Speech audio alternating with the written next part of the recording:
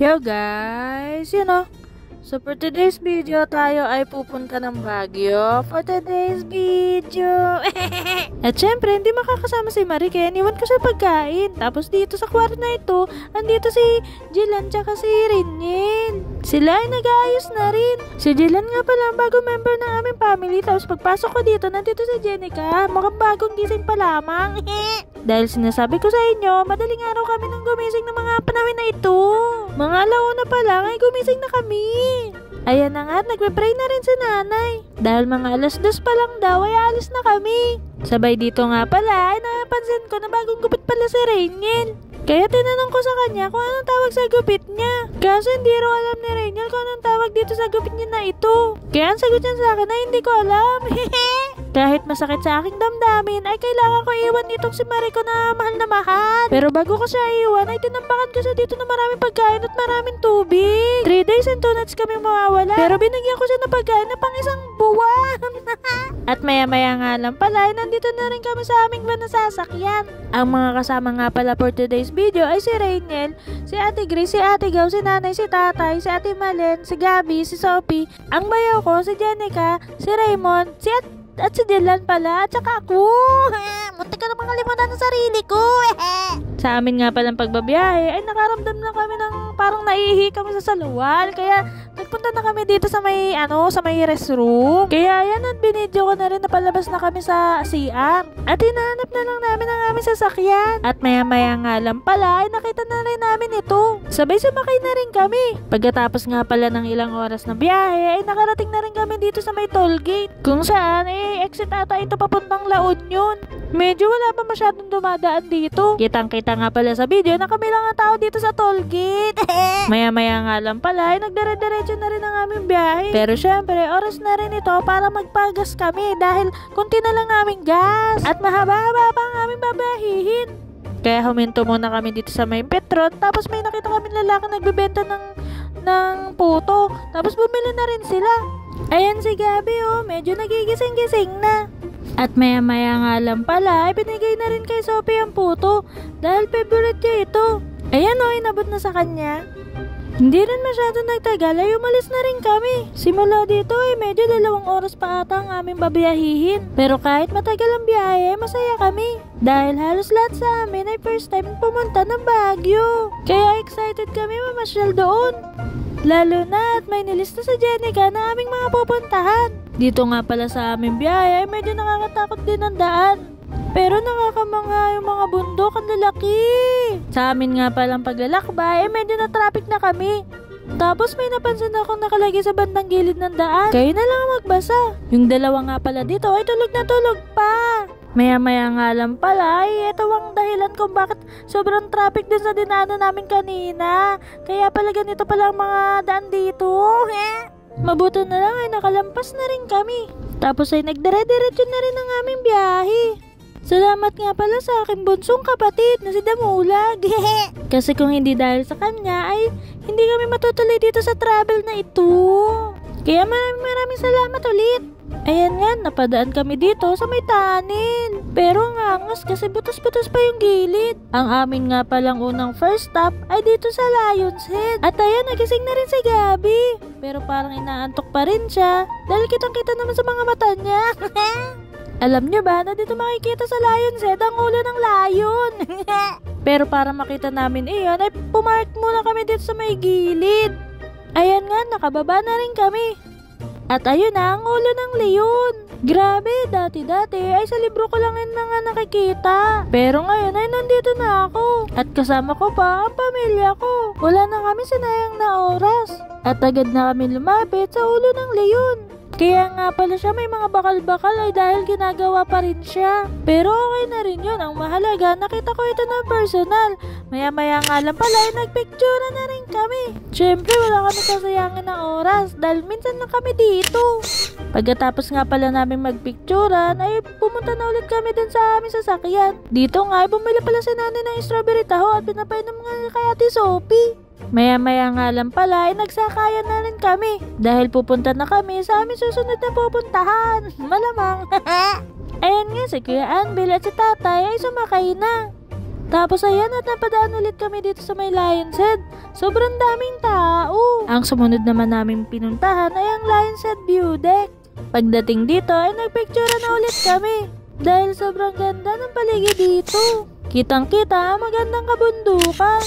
Tsaka ang ganda-ganda talaga ng background. Parang nasa ibang bansa. Maya-maya nga lang pala ay napadaan kami dito sa may teacher's camp. Kung saan nagkakamp pa mga teacher. Ewan ko lang pero yun ata talaga yun. Ang ganda at ang aliwalas dito. Ayan o, ang linis pa. Ang alam ko ginagamit ito ng mga teacher pag may seminar sila. Pupunta sila dito at dito mag-i-stay. Ayan nga, binukas na rin namin ang mga bintana. Banda dito nga pala ay nakakita kami ng mga tent. Siguro ay dito sila nagkakamp. At tinuro ko rin yun kay Ate Sophie. At kitang-kita nga pala na busog ang mga mata namin sa mga tanawin. Ang saya-saya mag-Baguio. Ayun nga, nakita ko nakalagay na teacher's camp. Wala, teacher's camp. Teacher's camp. Tapos ayan, nakita rin ni Ate Sophie habang nakayakap sa kanyang daddy. Ang next stop naman namin ay dito sa Botanical Garden. Buti na lang at hindi ako nauna sa paglalakad dahil ito palang nilalakaran namin ay pa-exit na. At dahil sobrang dami rin ng tao dito ay hindi na kami naghintay at pumasok sa loob ng Botanical Garden dahil sobrang dami talaga ng tao.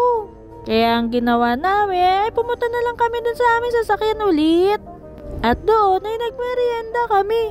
Eto na nga at nakita na namin ang aming sasakyan. Mabuti na lang ay nagdala si nanay ng nilagang itlog. At yun ang minerienda namin. Kulang pa sa akin ng isang itlog, kaya kumuha ulit ako ng isa pa. Maya-maya nga lang pala ay papunta na kami sa susunod na location namin. Ayan nga pala mga tao sa labas ng Botanical Garden. Sobrang dami kaya hindi na lang kami tumuloy. Ayan o, haba ng pila. Maya-maya nga lang pala, napadaan kami dito sa Maida Mansion, kung saan ang dami pa ring tao. Parang lahat ata ng tao dito napili sa Baguio mamasyal. Maya-maya nga lang pala, nandito kami sa Mines View Park. Dito ay tutuloy na namin pumasok sa loob kahit madami pang tao. Tapos dito nga pala sa may bandang gilid ay mayroong lumang bus. Pagpupunta kayo dito ay libre lang dito sumakay. Hindi ko nga lang alam kung saan ito makakarating. Ayan na nga, sinimulan na namin pumasok sa may bandang loob ng Mines View Park. Dito pala sa may bandang gilid ay may mga nagbibenta ng mga halaman. Pero ako ay parang nahihilo na, kaya ang putla-putla ng labi ko. Ito na nga ang tinutukoy ko na sa may bandang gilid ay may mga nagbibenta ng mga halaman. Ang kakit pa, gaganda. At itong si ate, nagawa-gawa pa dito. Hindi ko lang naitanong kung tagmamagkano ang mga halaman dito. Sa sobrang dami ay hindi na ako bumili dahil naalala ko na ang nanay ko ay marami palang tanim na halaman sa bahay. Maya-maya nga lang pala, nakita ko tong aso na to na napakalaki, napaka-cute. Sabi ng mga kapatid ko ay magpipicture-picture daw kami doon. Kaya ayun na, tamang hintay lang kami dito sa Gedli. Maya-maya nga lang pala ay nagpicturean na rin kami dito. Ayan at ang bait-bait ng asong ito. Bigla ko tuloy naalala si Marie, ang aso ko na mahal kasi may vitamins. Maya-maya nga lang pala ay si Gabi naman na nagpa-picture. Gagawin ko na lang, sisiksik na ko. Dito na lang kami. Hindi ako mabibitin yan. Ikaw, sir. Hindi kasi kabahin ko yung picture. Ayan yung sakay ko. Sakay bayo. Ito na si Gabi, oh, hindi ko maano. Kaya mo lang sila. Bago yun sa ano. Gabi. Gabi, sakay na tayo. Sakay ko pa. Tanong ganun. Tapos ayan at dito na kami napunta sa may dulo ng Mines View Park, kung saan ang dami rin ng tao. Nagpicturean din kami dito, maya-maya nga lang pala, umalis na rin kami. Mumutla na ako. Bakit? Ang pakaramdam ko. Kaya nga ako uminom ng bar, Jessica. Ano tayo pagkatapos nito? Ayan nga, pabalik na rin kami sa aming sasakyan at ito si Gabi ay kahawak ang kanyang Tita Raymond. Maya-maya nga lang pala, ay dito na kami sa may labas at kakatapos lang namin bumili ng mga pasalubong. Ito nga pala ang aming mga binili. Hawak-hawak ni Jelan. Tapos eto sila Ate Gaw at si Rainiel ay nasa loob pa. Kasalukuyan sila nabili ng kanilang mga papasalubong. Pagkatapos nga pala namin bumili ng aming mga ipapasalubong, ay on the way na kami sa aming kakainan. Kung saan, sabi nila ay masarap daw dun kumain. Kaso sa aming pagpunta doon ay sobrang haba ng taong nakapila. Kaya ayun na, tumawid kami sa kabilang kalsada para dito na kumain. Maya-maya nga lang pala ay naka-order na rin sila. At kami dito ay tamang hintay lang na mga in-order namin. Dito na ako pumesto sa may bandang dulo. Kasi wala lang. Ayan nga, nilagay na ang mga plato. Tapos sila dito ay tamang usap-usap lang. Yan nga pala si Kuya Ryan ang nag-drive sa amin papunta dito. Sa kanya kami nag-rent ng van. Mag-message lang kayo kung kailangan nyo na marerentahan na van. Dahil sa kanya ay safe na safe ang biyahe nyo. Maya-maya nga hinain na ang aming mga kakainin. At mukhang ito nga ang kailangan ng katawan ko para hindi na ako mahilo. Ayun ang mga pagkain namin sa sarap. Maya-maya nga lang pala ay nagsikain na rin kami. Wala munang usap-usap. Kain na na. Hindi naman halata sa amin na gutom na kami. Kaya ito na yung mga natira sa aming mga pagkain. Sabi pa ni Ate Sophie, bakit ko rin binibidyo ang wala ng laman na plato? Sabi ko naman, masaya ako dahil maubos na niya ang kanyang pagkain. At syempre, maya-maya nga lang pala ay nagpictura na rin kami. Sobrang saya ng araw na ito. Pero syempre, hindi pa dito natatapos ang aming araw.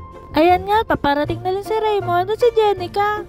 At tamang hintay lang kami dito sa may Gedli. Diyan na pala kami kumain sa Central Park. Bali, ang hintay na lang namin ay si nanay at si tatay dahil nandun pa sila sa loob dahil nagsisiyar sila. Maya-maya nga lang pala ay nasa loob na rin kami ng aming sasakyan. I'm gonna eat Gabi.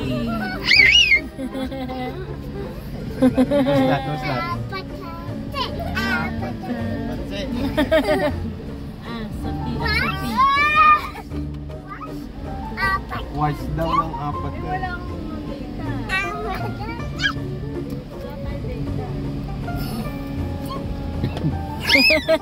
At bumiyahin na rin kami papunta sa aming tutuluyan. Ito nga pala ang aming tutuluyan. Dahlia's Transient House dito sa Baguio. Masasabi ko ang napakaganda talaga dito sa tinuluyan namin. At malaki rin ang parking area. Kasya pang hanggang 4 na sasakyan. Sulit na sulit dito at marami pang kwarto sa loob. Message lang kayo sa kanilang Facebook page. At after nga pala namin makapagpahinga at makaidlip, ay alis na naman kami. Dahil ngayong gabi naman ay pupunta kami sa Christmas Village. Kung saan ito ata ang pinakabago dito sa Baguio. Kaya ayun at kasama ito sa aming itinerary. Maya-maya nga lang pala ay umalis na rin kami. Mami, ano ba yun? Ang pagita? Hindi ko alam po ano yung naaamoy ko pero amoy bulaklak ito. As in, sobrang tapang talaga ng amoy na bulaklak. Ayan at naglalakad na kami papunta sa Christmas Village. At pagdating nga pala namin dito ay sobrang dami na naman ng tao. Pero ang bunso kong kapatid at ang panganay kong kapatid ay pumila na kagad dun sa may ticket booth. At dun sila napunta sa may bandang dulo. Pero okay lang sa kanila basta makakuha kami ng ticket. Ayan at ganyan kadami ang tao dito. Iniwan ko na sila doon sa pila at pumunta na ako dito kay Ate Sophie. Kung saan nandito rin nakaupo sila nanay at si tatay. At nandito rin si Jelan. Maya-maya nga lang pala, natanaw ko na ang bunso kong kapatid at ang panganay kong kapatid na nandun na mismo sa ticket booth. Ang galing! At nakabili na rin sila ng ticket.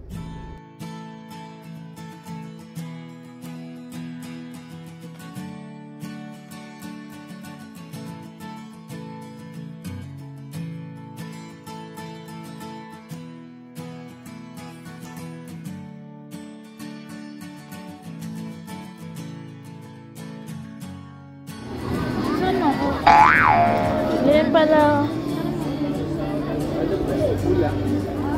Diyan ako.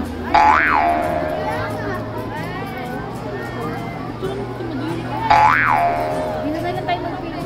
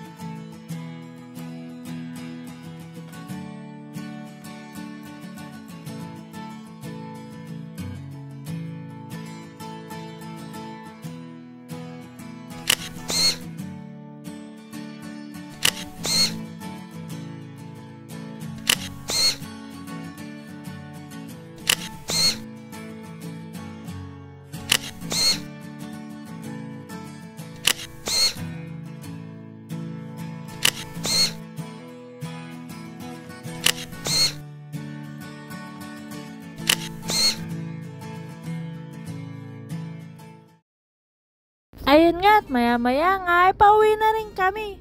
Kasama ko na lumabas sila Ate Malen, si Jenica, si Sophie, si Rainiel, si Jilan at ako dito sa exit. Tapos ayun at napadaan pa kami dito sa Manor Hotel ata ito.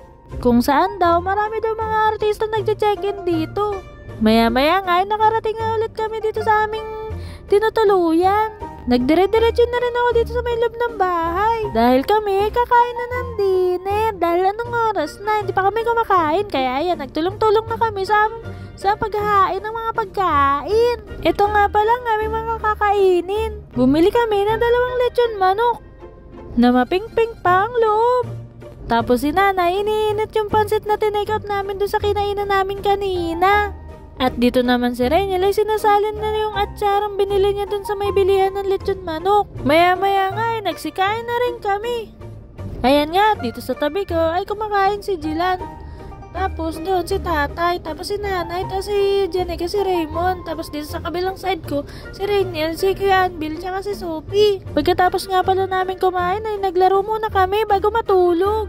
Ang mga kalaro ko nga pala dito ay si Raymond tsaka si Jenica. Tapos nandun si Ate Sophie. Maya-maya nga ay natulog na rin kami. Kaya dito ko muna tinatapos tong video na to. Dahil bukas ay maaga pa kami dahil marami pa kami pupuntahan. Hanggang sa susunod. Paalam!